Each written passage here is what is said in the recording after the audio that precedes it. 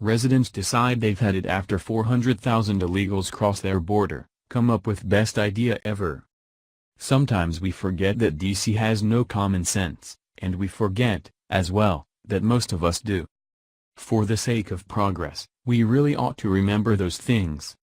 Fact is, most of the disconnect between the government and the people just comes down to this: people and government have never had to make it on their own, as private citizens. They've never had to see common sense in action. So, when a problem has a common sense solution, and politicians don't see it, don't blame them, they just can't see it.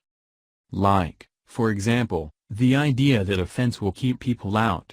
That is what fences are for, believe it or not. Prisons have them, and they work. Hungary has one, and it works. The Conservative Tribune reports. In 2015, Hungary responded to the surge of migrants with a border fence. Nothing fancy, just a double fence topped with barbed wire with armed security. Believe it or not, that was all it took to begin to see an almost immediate drop in the number of immigrants attempting to cross the border. The fences amounted to a reduction in illegal crossings to the tune of 99%. There's a common theme here with all things Trump.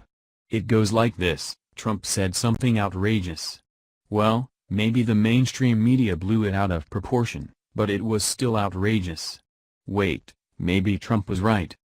Here, it goes like this: Trump said build a wall. Well, he said that walls work, but he said it in a mean way. Wait, walls work? Huh. Trump was right, again. Walls work. And it's not like they're super expensive, either, just in case you were thinking, wait, but isn't our wall going to cost billions? Hardly. Hungary's didn't. They just put up a fence with some wire? That's it. And the fact that we can't find room in a budget for something that cheap tells you just how much congressional Republicans really aren't willing to work with the president. Because there's been several attempts to legally secure funding, and each time the issue comes up, it's Republicans, and not just Democrats, that dig in their heels and say, no,